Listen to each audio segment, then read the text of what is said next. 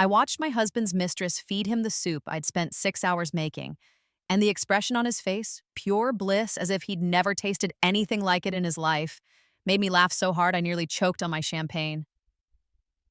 "This is incredible, Melissa," David moaned, going back for a third helping. "Where did you learn to cook like this?" From the window of my Michelin-starred restaurant across the street, I could see everything. The stolen recipes, the ingredients I'd taught her to source, the techniques I'd perfected over a lifetime, 2 lifetimes actually, now being used to seduce my ex-husband while he slowly poisoned himself with MSG allergies he didn't know he'd developed. Karma was delicious, but watching it unfold in real time? That was the aperitif. My phone buzzed. Another reservation request. We were booked solid for the next 4 months. I took another sip of Dom Perignon and smiled at my reflection in the glass. In my past life, I'd died at 32 in the kitchen of our home, collapsed over a pot of the same soup David had just declared bland and inedible hours before my heart gave out from exhaustion and a broken spirit. I'd spent every day of our 8-year marriage trying to please a man who treated me like an unpaid servant while he fucked his secretary in our bed. But death had given me a gift. I'd opened my eyes on my wedding day, 24 years old again, with every memory of my previous life intact. This time, I'd made different choices. This time, I chose myself. The first time I married David Chen, I'd been so in love I couldn't see straight. He was handsome, charming, from a wealthy family, and he'd pursued me relentlessly through our last year of college. I was a culinary student with dreams of opening my own restaurant, and he was getting his MBA, destined to take over his father's real estate empire. On paper, we were perfect. The problem started immediately after the wedding. "Honey, do we really need to spend money on your restaurant dream right now?" David had asked during our honeymoon, his hand on my thigh, his voice dripping with false concern. "My father's giving me a position in the company. We should focus on building our future together. You can cook as a hobby." A hobby. My entire life's passion reduced to a hobby. But I'd loved him, so I'd agreed. I'd put my dreams on hold. I'd become the perfect wife, cooking elaborate meals every night, keeping our penthouse spotless, attending his business dinners with a smile plastered on my face. I'd even quit my job at the restaurant where I'd been apprenticing under Chef Laurent, a French master who'd seen real potential in me. "Your soup is bland," David had said one Tuesday evening, pushing away the bowl of French onion soup I'd caramelized onions for over 3 hours to make. "Can't you make something normal, like my mom makes?" His mother made instant ramen with an egg cracked in it. I'd tried harder. I'd studied cookbooks late into the night. I'd experimented with flavors, with techniques, with presentations. Nothing was ever good enough. The pasta was too al dente, the steak was too rare, the risotto was too creamy, always something wrong. What I hadn't known, what I'd been too naive and trusting to see, was that David had started his affair with Melissa, his secretary, 3 months after our wedding. While I was home perfecting my bechamel sauce, he was taking her to expensive restaurants, wining and dining her with money that should have funded my dreams. In my previous life, I'd discovered the affair on our 5th anniversary when I'd shown up at his office to surprise him with a homemade lunch. I'd heard them before I'd seen them, her moans, his grunts, the rhythmic slam of his desk against the wall. I'd stood there frozen, holding a still warm container of cocoa vin, and felt my entire world shatter. I hadn't left him. I'd been too afraid, too financially dependent, too convinced that I could fix things if I just tried harder. I'd become a ghost in my own life, cooking meal after meal that he barely touched, watching him come home later and later, smelling perfume that wasn't mine on his clothes. The final insult had come on a random Wednesday night, 7 years into our marriage. I'd made my grandmother's special soup, a complex broth that took 12 hours of simmering, made with beef bones, ginger, scallions, and a secret blend of Chinese herbs that my grandmother had passed down through 3 generations. It was the soup she'd made me when I was sick as a child, the soup that tasted like love and home and everything good in the world. David had taken one sip, made a face, and said, "This is disgusting, bland and boring, just like everything else you make." Just like you, actually. I can't believe I've been eating your terrible food for 7 years.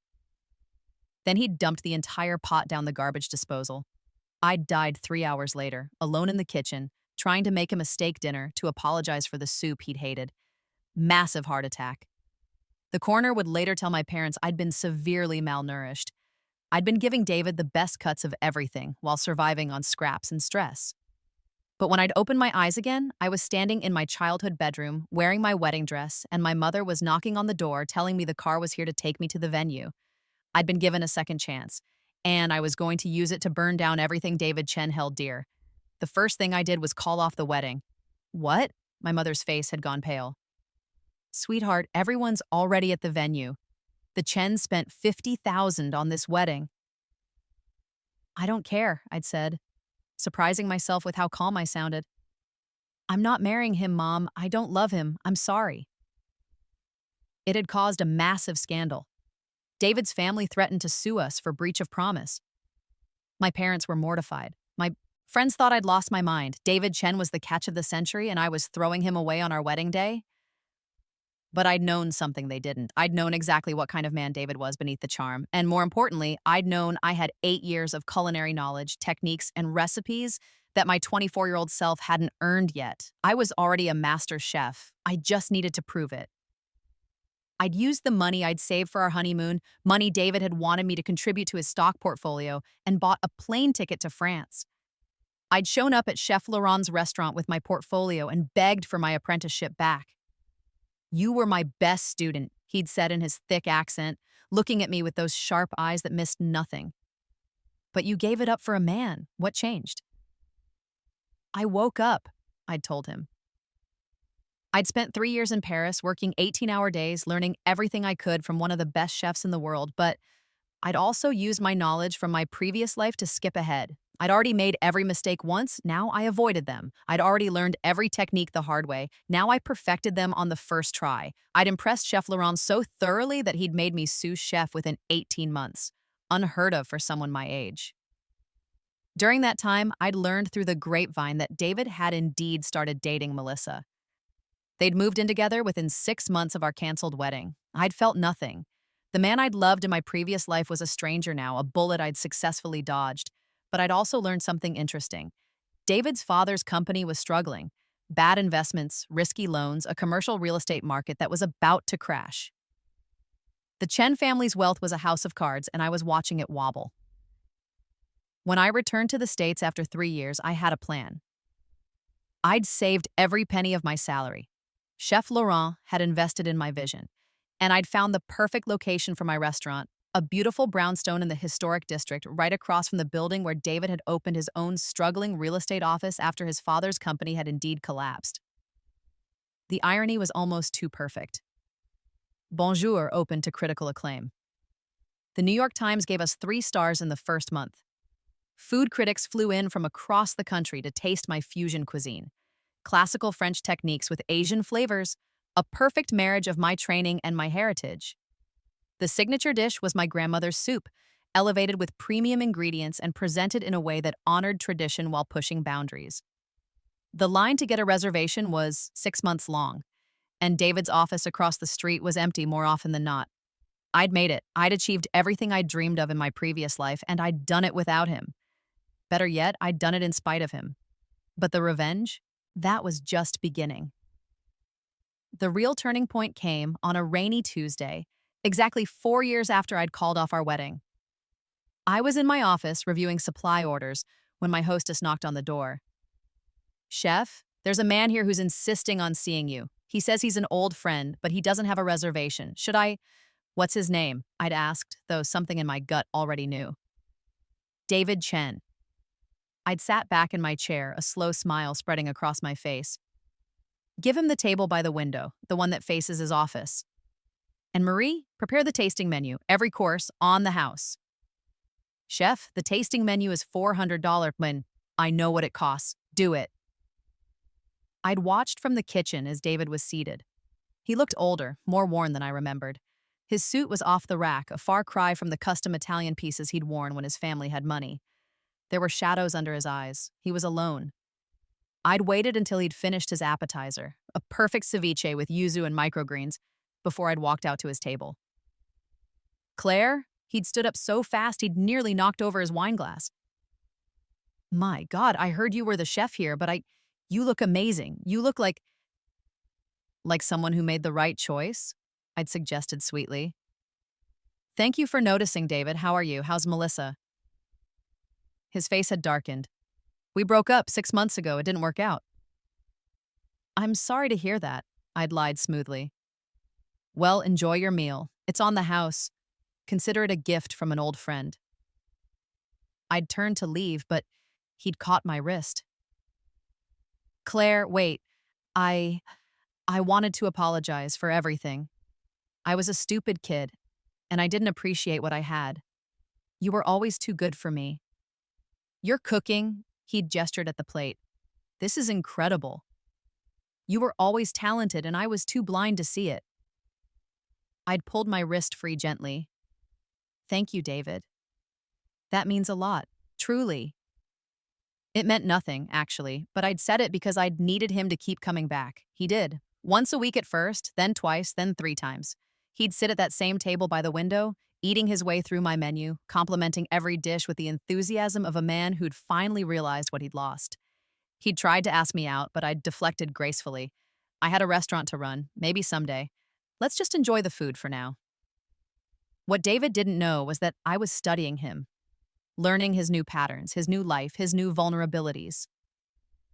I'd discovered that his real estate business was on the verge of bankruptcy, that he was living in a studio apartment in a bad part of town, that he'd been trying desperately to find investors to salvage what was left of his family's name. And I'd discovered something else, something I'd learned from a private investigator I'd hired.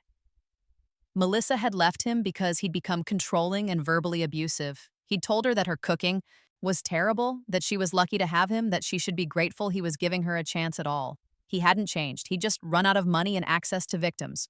That's when I'd formulated the perfect plan. It started with a casual conversation 6 months into his regular visits. You know, David, I've been thinking about expanding, I'd told him over coffee in my office. He'd started hanging around after the restaurant closed, and I'd allowed it, played the part of the old flame who was slowly warming back up to him. Maybe a second location, or a catering business for high-end events. But I'm not great with the business side of things. Real estate, contracts, that sort of stuff. His eyes had lit up. I could help you with that. I mean, if you wanted. I know the market inside and out. I could find you the perfect location. Really? That would be amazing. I'd leaned forward, letting my hand brush his. I've missed having someone to talk to about this stuff. Someone who understands business. I'm just a chef, you know? Just a chef. The words had tasted like poison in my mouth, but I'd said them because I'd known they were what he needed to hear. David loved feeling superior, needed to feel like he was the smart one, the capable one.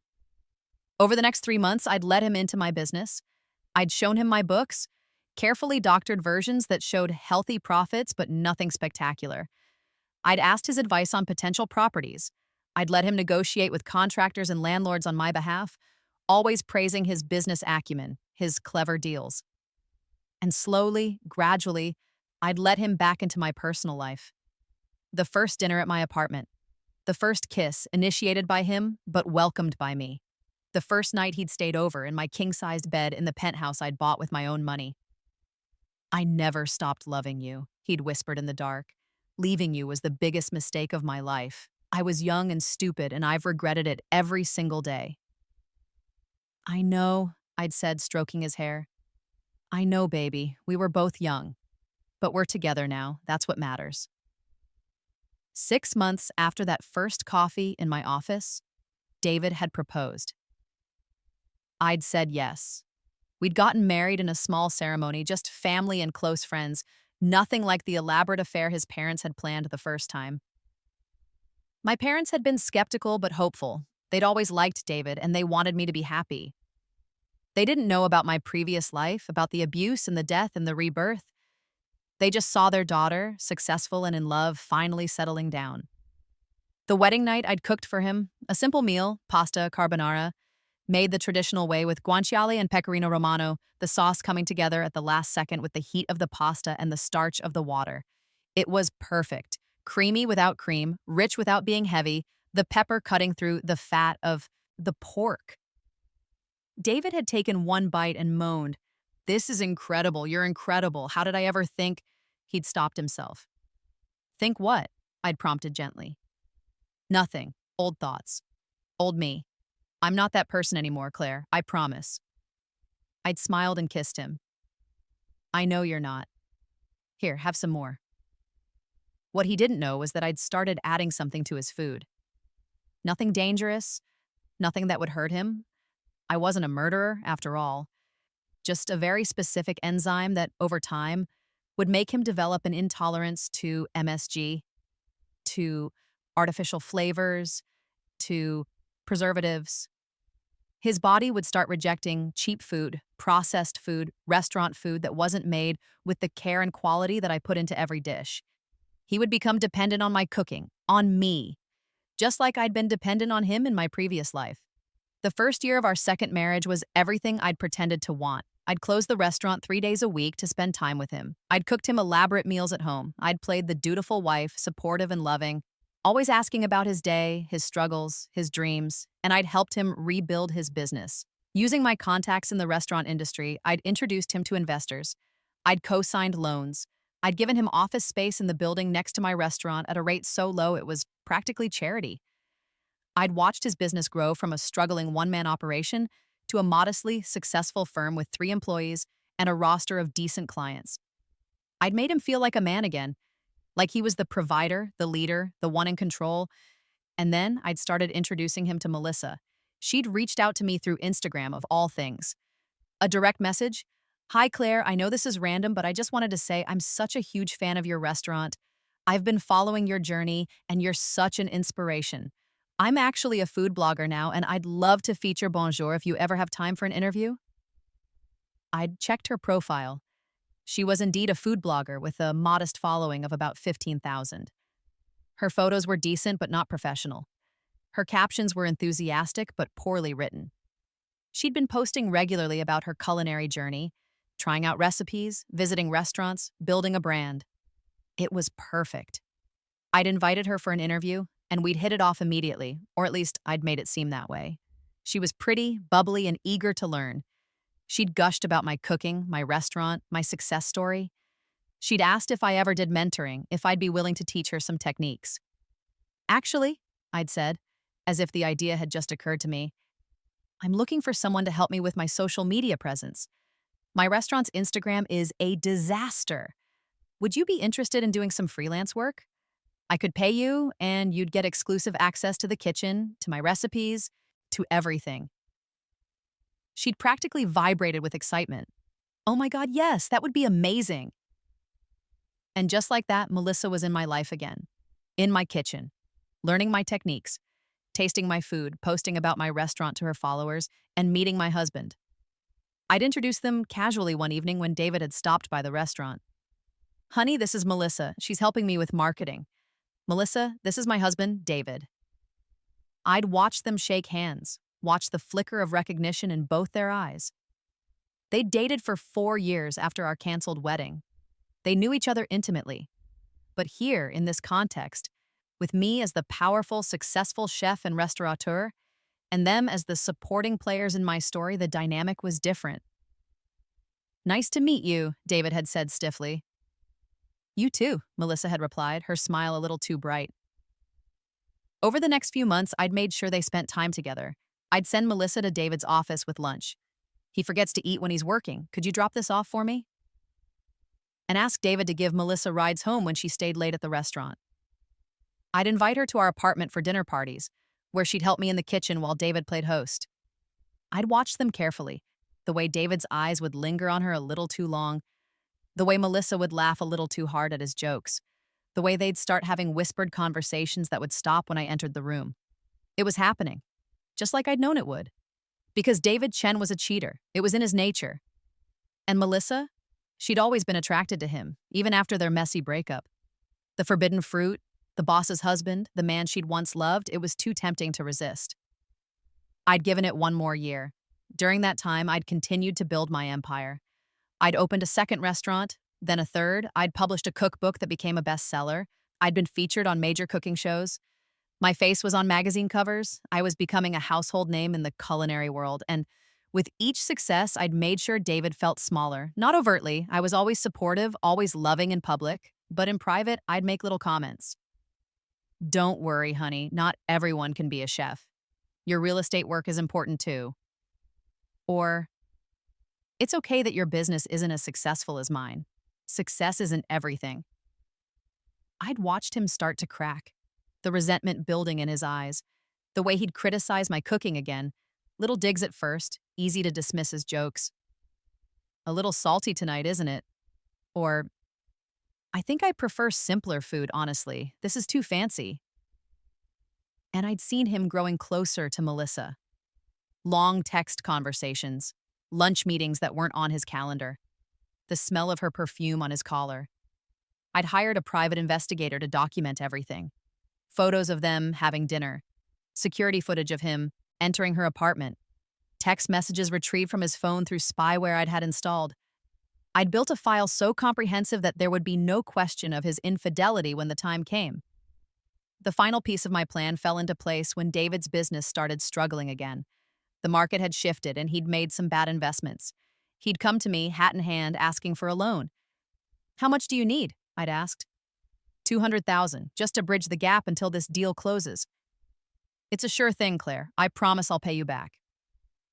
I'd written the check, but I'd also had him sign a personal guarantee secured against his business with very specific terms that my lawyer had carefully crafted. If he defaulted, which he would, I'd own his business, his assets, everything. Thank you, he'd said, kissing me. You're saving my life. That's what wives are for, I'd replied sweetly. 2 weeks later, I'd filed for divorce. The look on David's face when he'd been served the papers was something I'd remember for the rest of my life. He'd come home from work, from Melissa's apartment actually, though he didn't know I knew, to find me sitting in our living room with my lawyer. What is this? He'd asked, holding the papers like they were a snake that might bite him. A divorce, I'd said calmly. I want out. What? Why? Claire, if this is about the money, I told you I'd pay you back. It's not about the money, David. It's about you fucking Melissa. The color had drained from his face. I don't know what you're talking about, Claire. I would never... I'd nodded to my lawyer, who'd pulled out a tablet and started playing a video. David and Melissa, in her apartment, very clearly not discussing food blogging strategies. You hired someone to spy on me? David's voice had risen to a shout. That's illegal. It's perfectly legal, actually, my lawyer had interjected. And it's going to be very useful in divorce proceedings. Adultery is still considered fault in this state, Mr. Chen. It will have significant implications for the division of assets. I'd stood up, smoothing my skirt. Also, your loan. It's due in 30 days per the terms you signed. If you can't pay it back, and we both know you can't, I'll be exercising my option to take ownership of your business. You'll have nothing. You bitch, he'd hissed. You planned this. You set me up. No, David. I gave you every opportunity to be a good husband. You failed. Just like you failed the first time. He'd blinked. The first time? What are you... But I'd already left. I'd walked out of the apartment I'd bought, leaving him standing there with divorce papers in one hand and his entire life crumbling around him. The divorce had been brutal. David had tried to fight it, but the evidence was overwhelming. He'd tried to claim that I'd entrapped him, that I'd pushed him and Melissa together, but his lawyer had advised him that line of argument would go nowhere. He'd tried to go after my restaurants, claiming he'd helped me build them, but I'd had documentation showing that every bit of success had come before our marriage and that I'd actually supported him financially, not the other way around. In the end, he'd gotten nothing. No alimony, no portion of my business, no house. I'd even gotten my loan repaid by taking ownership of his business and liquidating it. And the best part? The MSG intolerance I'd spent 2 years cultivating in his system had fully kicked in. He couldn't eat at restaurants anymore without getting violently ill. Melissa's cooking, which had improved under my tutelage but still relied heavily on processed ingredients and shortcuts, made him sick. The cheap takeout he'd been living on during the divorce? Forget it. The only food his body could tolerate was the kind of high-quality, carefully prepared cuisine that he could no longer afford. He was, quite literally, starving. 6 months after the divorce was finalized, I was standing in my kitchen at Bonjour preparing for the dinner service when I'd gotten a call from my hostess. Chef, there's someone here who's asking to see you. He looks unwell. He says he's your ex-husband? I'd set down my knife and wiped my hands on my apron. Send him to my office. David had looked terrible. He'd lost at least 30 pounds, his clothes hanging off his frame. His skin was sallow, his eyes sunken. He'd looked like a man who was slowly dying, which in a way he was. Claire, he'd rasped. Please, I need help. You look terrible, David. Have you been eating? I can't, he'd said, and there were tears in his eyes. Everything makes me sick. Every restaurant, every meal. I went to doctors, and they said I've developed this severe sensitivity to additives and preservatives. They don't know why. It just happened. That's terrible, I'd said, my voice full of false sympathy. What are you eating? I've been trying to cook for myself, but I'm not good at it. Everything I make is... He'd stopped himself, but I'd heard the word he'd been about to say, bland. I can't afford to eat at places like this anymore. Claire, I know I don't deserve to ask, but could you maybe help me? Teach me some basic recipes? I'm desperate. I'd looked at him, really looked at him. This man who'd told me my cooking was bland, who'd made me feel worthless, who'd broken me so thoroughly in my previous life that my body had given up and I'd died alone on a kitchen floor. No, I'd said simply. What? No, David, I won't help you. You're reaping exactly what you sowed. In another life, you told me my cooking was disgusting. You said I was bland and boring. You threw away a pot of soup that represented generations of my family's love and tradition. And then you went and fucked your secretary while I cooked myself to death trying to please you. Another life? Claire, what are you... Get out of my restaurant. And David? There's a little place 3 blocks from here that serves instant ramen with an egg cracked in it. I hear it's just like your mother makes. Might be the only thing your body can handle now. I'd watched the realization dawn on his face, that this wasn't random, that somehow, impossibly, this was deliberate. He'd opened his mouth to say something, but no words had come out. Oh, and David? I'm dating someone new. Chef Laurent, actually. He's opening a restaurant here in the city, and we're partnering on a new venture together. He says my cooking is the best he's ever tasted. He says I'm a genius. He treats me like I'm precious. I'd walked past him to the door and opened it. Goodbye, David. I hope you starve. That was 2 years ago. Now I'm sitting in my restaurant watching David eat soup made from my recipes by his new girlfriend, Melissa, and I'm documenting every moment for posterity. The private investigator I'd kept on retainer had informed me last month that David and Melissa had gotten back together out of desperation, 2 broken people clinging to each other in the wreckage of their lives.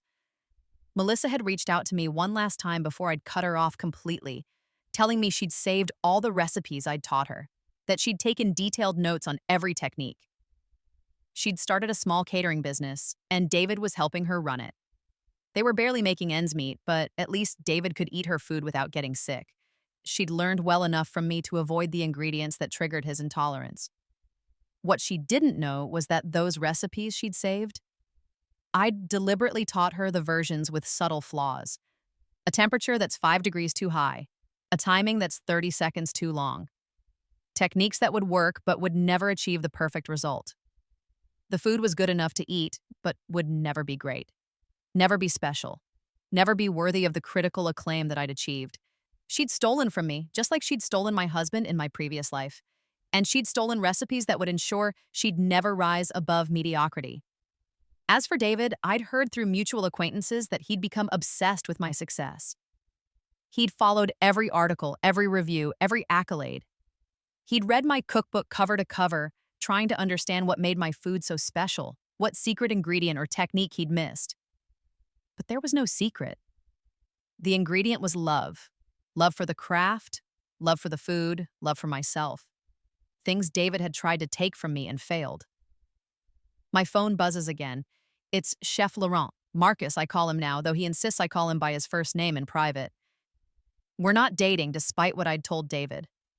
We're partners in a new venture, a culinary school where we'll train the next generation of chefs. But we're also friends, real friends, the kind of relationship built on mutual respect and shared passion. The investors have approved the funding, his text reads. Congratulations, mon ami. You are going to change the world. I smile and look back out the window. David is asking for seconds of the soup. Melissa is glowing with pride, believing that her cooking is what's making him so happy. Neither of them realizes that the soup is a pale imitation of the original, that the love that should infuse every spoonful is absent, replaced by stolen knowledge and desperate ambition.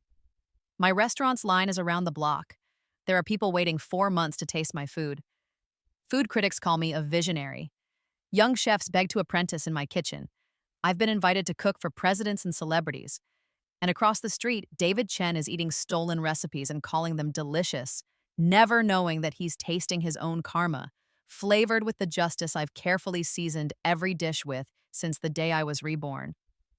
My life's work isn't just about cooking anymore. It's about proving that victims can become victors, that women who are told they're bland and boring can become legendary, that death isn't always an ending. Sometimes it's a beginning. 3 months after that moment at the window, I'm standing on a stage in New York City, accepting the James Beard Award for Outstanding Chef. It's the highest honor in American culinary arts, the Oscar of the food world. I'm the youngest woman ever to receive it. My parents are in the audience, crying with pride. Chef Laurent is there, applauding so hard I can hear him over everyone else. My team from Bonjour is there, wearing their chef's whites, looking at me with the kind of loyalty and respect that can't be bought or faked. David isn't there. He wasn't invited. But I know he's watching on the live stream because my publicist has been monitoring social media, and there's a comment from an account that's definitely him, hidden behind a fake name. She was always talented. I should have supported her dreams. Too little, too late. In my acceptance speech, I talk about my grandmother, about the soup that started everything. I talk about how food is love, and how cooking for someone is one of the most intimate acts of service and care a person can perform. I talk about how I almost gave up on my dreams, how I almost let someone convince me that my passion was just a hobby, that my talents were worthless. I don't mention David by name. I don't need to. Everyone who knows our story, and by now most of the culinary world does, understands exactly who I'm talking about. To anyone who's ever been told their cooking is bland, their dreams are silly, their ambitions are too big, keep cooking, keep dreaming, keep reaching. Because the people who try to diminish you are usually just afraid of how bright you might shine if you refused to dim yourself for their comfort. The applause is deafening. Backstage after the ceremony, I'm approached by a young woman who looks nervous. She's odd, wearing a server's uniform from one of the other restaurants being honored tonight. Chef Claire, I'm sorry to bother you, but I just wanted to say thank you. My boyfriend has been telling me that I should give up on culinary school, that I should just support his career instead. But hearing your speech tonight, I'm going to break up with him. I'm going to follow my dreams. I take her hand and squeeze it. Good. You deserve someone who celebrates your success, not someone who's threatened by it. And if you ever want to apprentice, Bonjour is always looking for talented people. She starts crying. I hug her. And in that moment, I realize that my revenge against David isn't just personal anymore. It's political. It's a statement. Every woman I mentor, every chef I inspire, every person who sees my success and decides they won't settle for someone who diminishes them, they're all part of the revenge. I'm not just beating David Chen, I'm beating every David Chen in the world. A year later, I'm opening my 4th restaurant when I get a letter. It's delivered to Bonjour, addressed to me in handwriting I recognize even though I haven't seen it in years. My head chef brings it to me during prep. This came for you. Should I have opened it? I wasn't sure if it was personal or business. It's fine, thank you, Jean-Marc. I open it in my office, alone. Inside is a single page, handwritten. Claire, I know you don't want to hear from me. I know I don't deserve your time or attention. But I needed to write this, even if you throw it away without reading it. You were right about everything. I was a terrible husband. I was cruel and selfish and blind. I took someone extraordinary and tried to make her ordinary because I was threatened by her talent. I destroyed the best thing in my life because I was too insecure to let you shine. I'm not writing to ask for forgiveness. I don't deserve it. I'm not writing to ask for another chance. I know that ship has sailed, and I'm glad it has because you deserve so much better than me. I'm writing because I want you to know that I see you now. I see what you've built, who you've become. You're not just a great chef, you're an icon. You're changing the industry, you're inspiring people. You're everything I should have supported you to become. And you did it despite me, not because of me. I'm sorry for all of it. For every dismissive comment, every time I made you feel small, every moment I prioritized my ego over your dreams. I'm sorry for the life you could have had if you'd never met me, and I'm grateful that you found a way to build that life anyway. You didn't just dodge a bullet when you called off our wedding. You dodged a lifetime of misery. I'm glad you escaped. I'm glad you're happy. Congratulations on all your success. You earned every bit of it. David. I read it twice. Then I walked to the small fireplace in my office, a decorative touch that I sometimes use for dramatic effect with guests, burning rosemary and sage for aromatherapy, and I light the letter on fire. I watch it burn, thinking about the Claire from my first life who would have clung to this letter, who would have read into every word, who would have wondered if maybe, possibly, he'd really changed. But that Claire is dead. She died at 32 in a kitchen, alone and unloved, convinced that she was the problem. This Claire knows better. I don't need David's apology. I don't need his recognition. I don't need his validation or his regret. I already have everything I need. 5 years after the divorce, I'm standing in the kitchen of my flagship restaurant, training a new crop of apprentices. They're young, eager, hungry in all the best ways. Some of them will go on to open their own restaurants. Some will become chefs at Michelin-starred establishments around the world. Some will change the culinary landscape in ways I can't even imagine. And every single one of them will know that their dreams matter, that their talents are valuable, that they should never, ever let someone convince them to make themselves smaller. I'm demonstrating how to make my grandmother's soup, the real version, with all the love and care and time it requires. The stock has been simmering for 12 hours. The herbs have been carefully selected and balanced. The technique is precise but not rigid, allowing for intuition and adjustment. This soup, I tell them, represents everything cooking should be. It's technique and tradition. It's science and art. It's patience and passion. Someone once told me this soup was bland and boring. Do you know what I learned from that? The apprentices shake their heads, watching me with reverent attention. I learned that people who can't appreciate complexity will always prefer mediocrity. And I learned that their inability to taste the love in your food is their loss, not your failure. You can't make someone with a broken palate appreciate a perfect dish. All you can do is keep cooking for the people who can taste the difference. I ladle the soup into bowls and pass them around. The apprentices taste it, and I see their eyes widen with understanding. This isn't just soup. It's a lesson. It's a philosophy. It's everything I've learned across 2 lifetimes, distilled into a single bowl. This is incredible, chef, one of them breathes. How did you learn to make something like this? I smile, thinking of my grandmother, thinking of my previous life, thinking of every painful lesson that led me to this moment. I died for it, I say. And then I came back to life. They think I'm being metaphorical. They have no idea how literal I'm being. But that's okay. The truth of my rebirth is my secret, my power, my gift. What matters is that I'm using it to create something beautiful, to mentor the next generation, to build an empire on the foundation of my own refusal to stay dead. That night, after service, I walk past David's old office building. It's been converted into a wine bar now. Through the windows, I can see people laughing, drinking, enjoying themselves. No trace remains of the man who once worked there, who once thought he was superior to me, who once threw my soup down the garbage disposal and called it disgusting. I don't even feel angry anymore. I feel nothing for David Chen except maybe pity. He's out there somewhere, probably still struggling, probably still bitter, probably still unable to understand why his life turned out the way it did. And I'm here, standing on a sidewalk in a city where my name is synonymous with culinary excellence, where my restaurants are booked solid for months in advance, where my cookbook is required reading in culinary schools across the country. I pull out my phone and call Marcus. Hey, are you still at the new location? We just finishing the walkthrough. The construction is ahead of schedule. We'll be ready to open in 3 months. Perfect. I'm going to stop by. We need to finalize the menu. At 10 p.m.? Claire, you work too much. This isn't work, I tell him. This is living. And it is.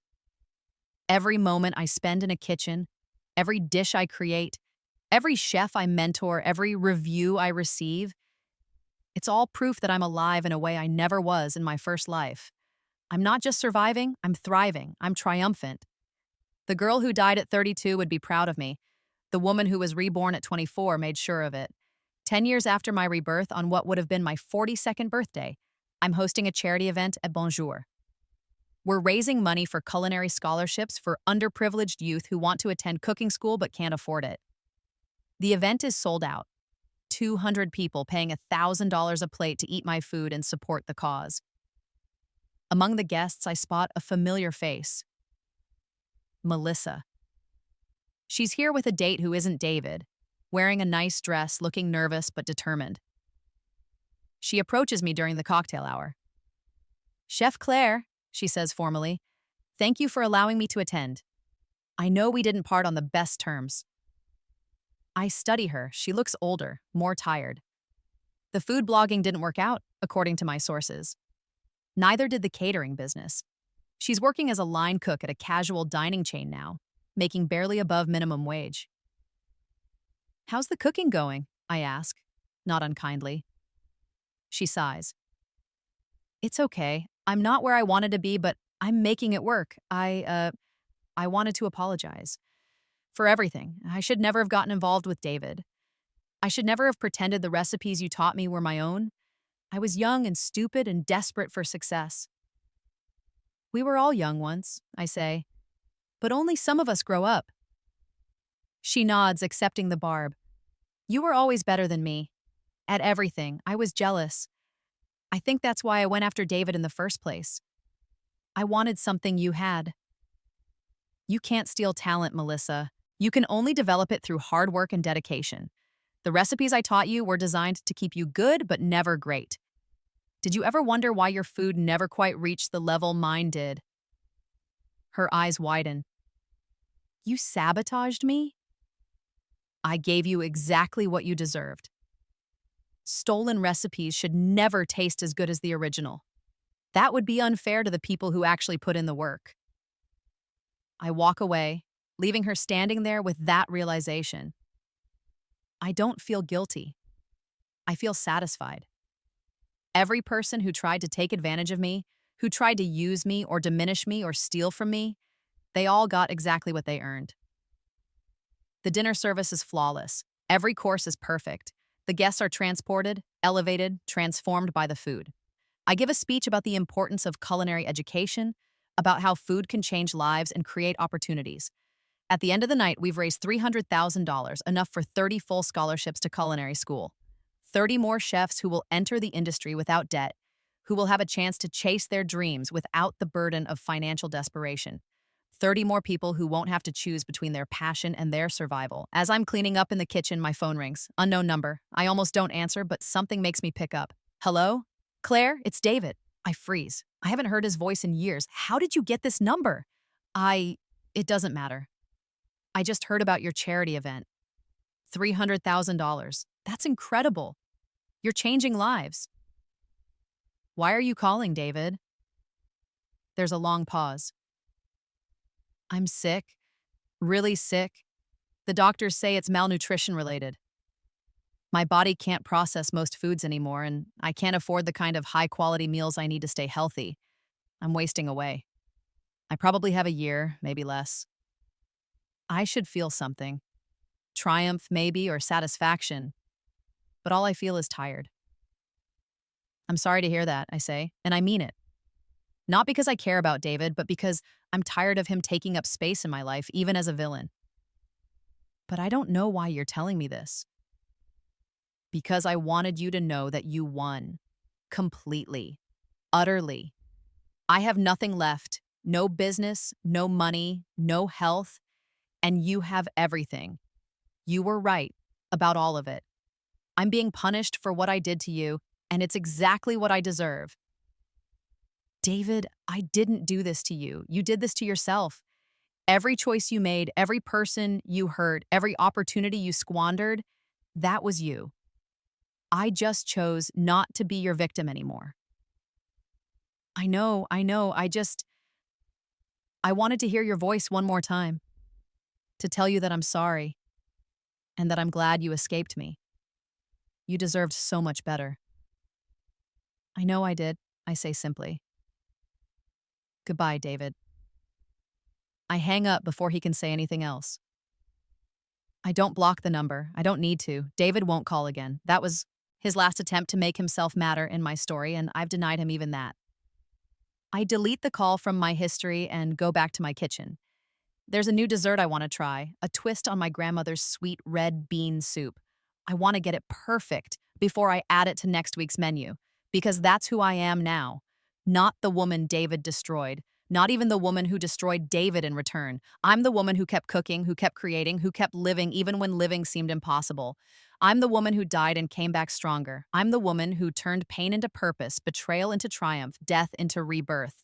I'm Claire fucking Chen, James Beard award-winning chef, owner of 4 successful restaurants, author of 2 best-selling cookbooks, mentor to hundreds of young chefs, and living proof that the best revenge isn't just success. It's becoming so utterly indifferent to your abuser's existence that their apology means nothing. And I'm only just getting started. 15 years after my rebirth, I'm standing in my newest restaurant, Bonjour Tokyo, the first international expansion of my brand. The space is stunning, a perfect fusion of French elegance and Japanese minimalism overlooking the Shibuya district. We've been open for 2 months and already have a 3-month waiting list. My phone rings. It's my mother. Sweetheart, I have some news. David passed away last night. His sister called. The funeral is next week. She wanted to know if you'd be attending. I look out at the Tokyo skyline, at this city where no one knows my history with David, where I'm just the celebrated chef who brought French-Asian fusion to new heights. No, I say. I won't be attending, but send flowers. Something modest. Are you okay? I'm perfect, Mom. I'm exactly where I'm supposed to be. After we hang up, I stand there for a moment, waiting to feel something. Relief? Satisfaction? Closure? But there's nothing. David's death matters as little to me as his life came to matter. He's just a chapter in my story, and I finished writing that chapter a long time ago. I head into the kitchen where my team is prepping for tonight's service. They're working on a new dish I've created. My grandmother's soup, elevated once again, now featuring Japanese ingredients alongside the traditional Chinese ones. It's a representation of everything I've learned, everywhere I've been, everyone I've become. It's also the most popular dish on the menu. As I taste it, adjusting the seasoning, adding just a touch more ginger, I think about both my lives. In the first one, I died for a man who didn't deserve a single meal I cooked for him. In this one, I've lived for myself, for my craft, for the people who appreciate what I create. The soup is perfect now. Complex, balanced, full of love and history and technique. Everything a dish should be. Everything I was always capable of creating, if someone had just believed in me, if I had just believed in myself. Service in 30 minutes, chef, my sous chef calls out. Ready? I call back. And I am. I'm ready for dinner service for the James Beard Foundation event next month where I'm giving the keynote speech, for the new cookbook my publisher wants, for the cooking show Netflix is developing around my story, for the culinary school that's opening next year. I'm ready for all of it because I died once and learned the most important lesson anyone can learn, that you can't wait for someone else to give you permission to be extraordinary. You have to grant yourself that permission. You have to cook like your life depends on it, because it does. Somewhere in a cemetery, David Chen is being buried. The man who told me my cooking was bland, who threw away my soup, who tried to make me believe I was worthless. And here I am in Tokyo serving that same soup to people who appreciate it, who understand it, who taste the love in every spoonful. He said my cooking was bland. After Rebirth, he starved while I opened restaurants around the world. And the most beautiful part, he was always irrelevant to my success. He thought he was the main character in my story, the obstacle I had to overcome, the villain I had to defeat. But he was never that important. He was just the person who taught me what I didn't want, who showed me who I refused to become. My real story isn't about revenge, it's about resurrection. It's about a woman who was given a second chance and seized it with both hands. It's about cooking with every ounce of passion and skill and love I possess, not to prove anyone wrong, but to prove myself right. The dinner service begins. The restaurant fills with guests. The food flows from the kitchen in a perfectly choreographed dance. Every dish is a masterpiece. Every meal is an experience. And I am home. Not in a place, but in myself, in my art, in the life I've built from the ashes of the one I lost. David was right about one thing. My cooking in our marriage was bland. Not because I lacked skill, but because I was cooking without joy, without freedom, without self-respect. I was cooking from a place of desperation and fear. Now I cook from a place of power and love, and there's no comparison. The soup that David called disgusting, that he poured down the garbage disposal, that soup is now served in my restaurants around the world. It's photographed by food critics and posted by influencers. It's analyzed by culinary students and copied by other chefs. It's featured in my cookbook with a full 2-page spread dedicated to the technique. It's become legendary, just like I have. At the end of the night, after the last guest has left and the kitchen is clean, I sit in my office with a bowl of that soup, made exactly the way my grandmother taught me, the way I died trying to perfect in my first life, the way I've now mastered in my second. I take a spoonful, and it tastes like victory, like justice, like home. And I smile, because I know that somewhere, in whatever comes after death, my grandmother is proud of me. Not because I got revenge on the man who wronged me, but because I honored her legacy. I took her soup, her love, and I shared it with the world. That's the real victory. Not that David starved while I thrived, though there's a poetic justice in that, but that I turned his cruelty into my fuel. I transformed his dismissal into my determination. I alchemized his abuse into my art. He tried to destroy me, and instead he forged me into something unbreakable. So, here's to second chances, to women who refuse to stay dead, to chefs who cook from the soul, to grandmothers who pass down recipes that carry love through generations, to everyone who's ever been told they're not good enough and decided to prove the world wrong. And here's to me, Claire Chen, the woman who died at 32 and was reborn at 24, the woman who turned a kitchen into an empire, the woman whose cooking was never bland, it was always exquisite. He just didn't deserve to taste it.